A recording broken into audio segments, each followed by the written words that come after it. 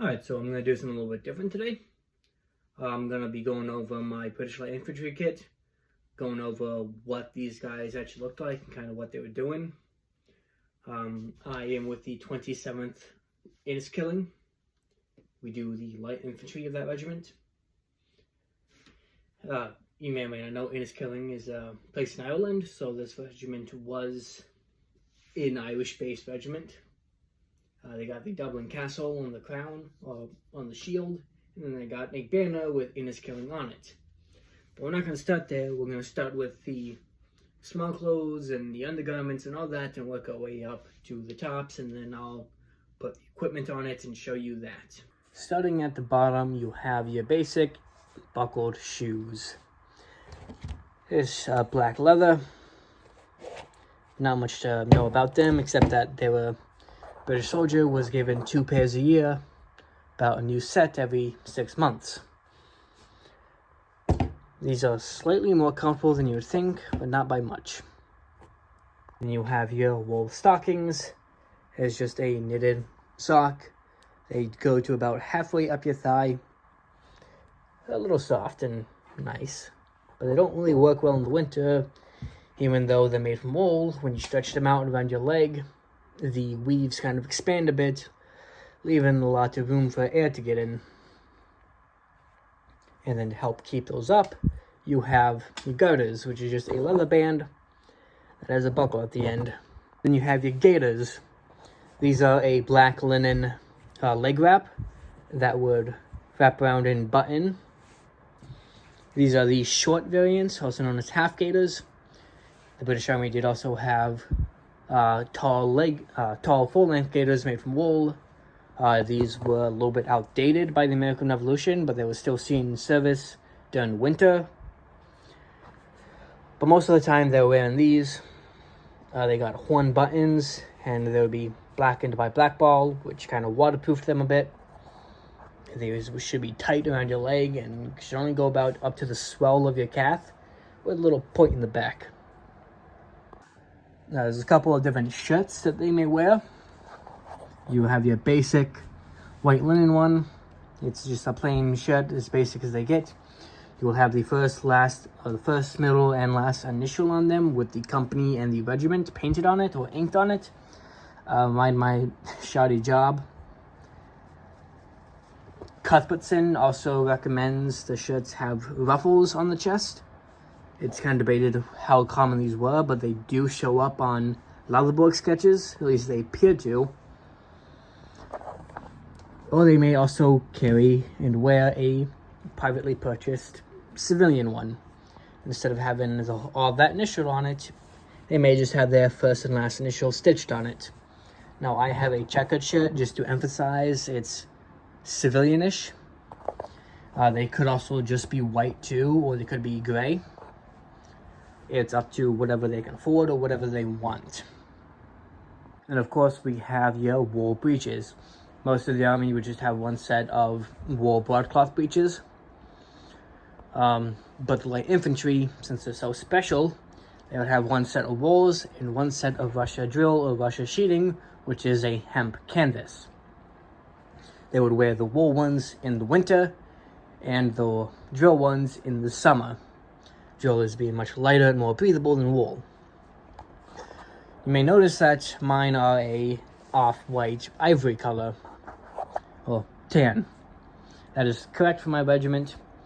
The actual color, or the historical color, is called buffalo skin, or buff for short.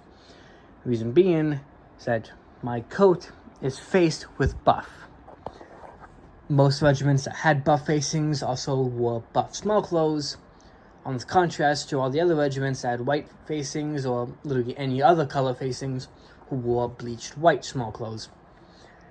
It's probably because they looked at a coat with buff facings and then put white small clothes under that and said that is not a good look.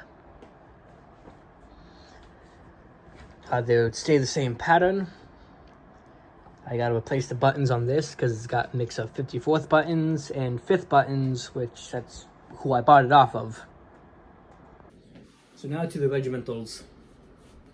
The coat is made from a madder red broadcloth. Broadcloth is one of the most common walls used for clothing with, you guessed it, buff facings. Regiments would identify each other by having different colors, but since there's only so many usable colors on the palette to use for facings, multiple regiments would share the same color but change the shade a bit. Now, the 52nd is another regiment that uses buff facings, so is the 40th. So the way to tell those regiments apart is mainly of these little button loops, also known as lacing. Now, how it looks when you get it is just a strip of material. So that's kind of how it looks as a roll, and then they would configure it to the way it needs to be to keep it consistent. Now the 27th used one with a red stripe and a blue stripe. Now there are so many different variations you can find. Now some regiments may also have a red stripe with a blue stripe, just on whatever other color. You can tell it's a light infantry coat because of the shortened turnbacks. The light infantry were the only regiments that were receiving the coats already cut. Later on, when the war moved south, some regiments of grenadiers and battalion men were cutting them down. Here's a picture of what a grenadier and a battalion man would look like in the regiment. You can see that the small clothes are the same, the facings are the same, and the coat is the same. Most of the colors are the same. The only thing that changes is the headpiece and even the equipment. But the overall look of the uniform stays the same. They have shoulder wings, like the grenadiers. The shoulder wings identify elite companies or flank companies. Usually, light infantry will have the much thinner and singled lacings, or grenadiers will have much broader double lace wings. That is not exclusive, that's just the most common. Smaller difference may also be a triangle. The back front flap, usually it's 4 sets of regimental lace in squares, while light infantry had a triangle. Now, squares aren't the only type of regimental lace. You may also have bastion loops, which look like castle bastions. The waistcoat is made from the exact same material as the coat is. It's a madder red broadcloth. The red waistcoat is exclusive to the light infantry. It's one of the many identifying factors of them. They also have regimental lace going up the buttons, and they got squared pockets. Early on in the reenacting, it was believed that the red waistcoats were regular tailed waistcoats, and they did not have the button lacing. But we quickly found out that is not the case based off of descriptions and more paintings. The headpiece, it is a leather helmet. It is just a leather skull cap, which is what this bull is called, with a shield. Now, this style of helmet was common, but there were other variations of felt caps or completely different leather helmets. We got 2 black feathers and 1 green battalion feather. The other regiments I can think of that have the same helmet or a similar pattern helmet, the 10th Regiment of Foot, the 40th Regiment of Foot, the 29th, I think the 33rd Line Infantry had a similar helmet. But it was common, but it wasn't exclusive to. And here is this year, 18th century light infantry loadout. Something to note is that even though light infantry was now in all regiments, it still was not fully standardized. They did have a lot of things that were, like the wings, the red waistcoats, the cut turnbacks, but there were still things that there was leeway on that some regiments didn't. Most would have black cross belting, while some, like the 4th Regiment of Foot, would still keep their white cross belting. Also, the specific accoutrements will change regiment to regiment and how they are oriented will also change battalion to battalion. It depends on who the general is. Some generals will say, orient it this way, others will say, orient it that way. So if you see light infantry reenacting units just differently than mine,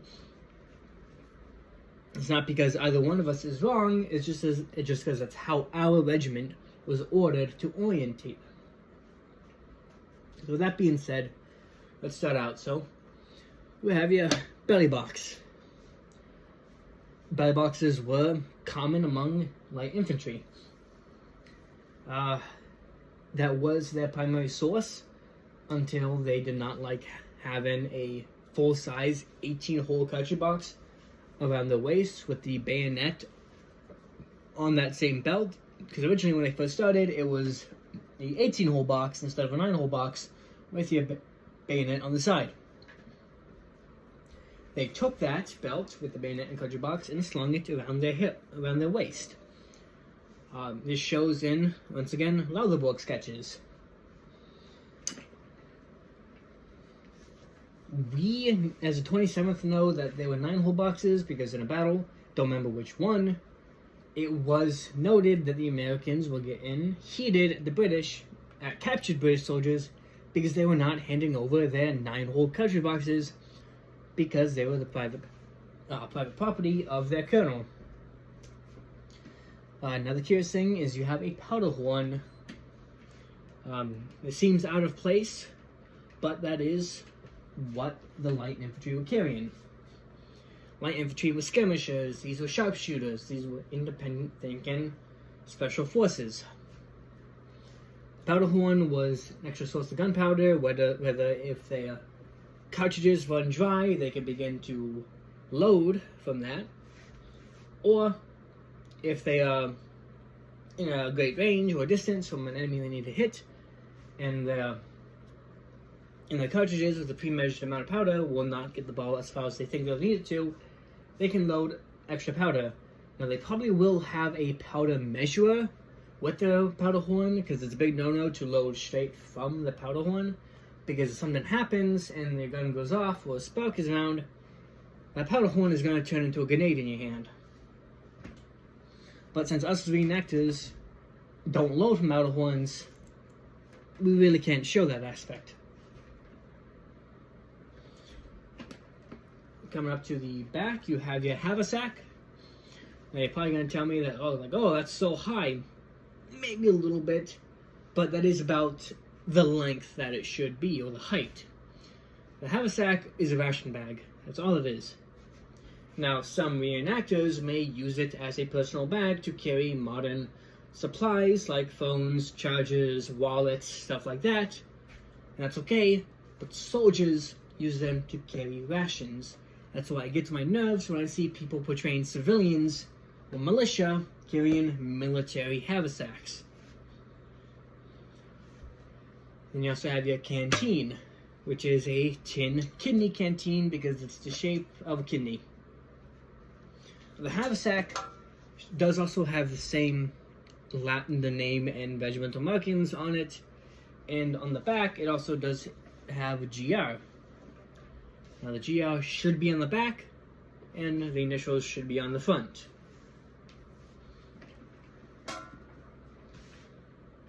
Something that soldiers may opt to carry when they're on march is a blanket roll. You would not see them fight in these.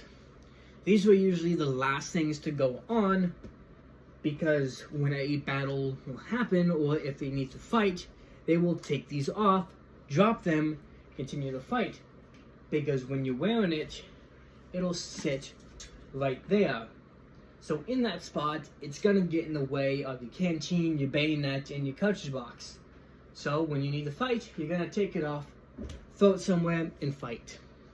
It's just kind of a 2-inch wide hemp rope with 1-inch wide webbing wrapping around and tying it together, and then you got your regimental mark, or the GR for George Rex, and then the spearhead. And last but not least, the 1769 short-land pattern musket, or as it's called in the modern day, the second model Brown Bess, which again is not the period name for it.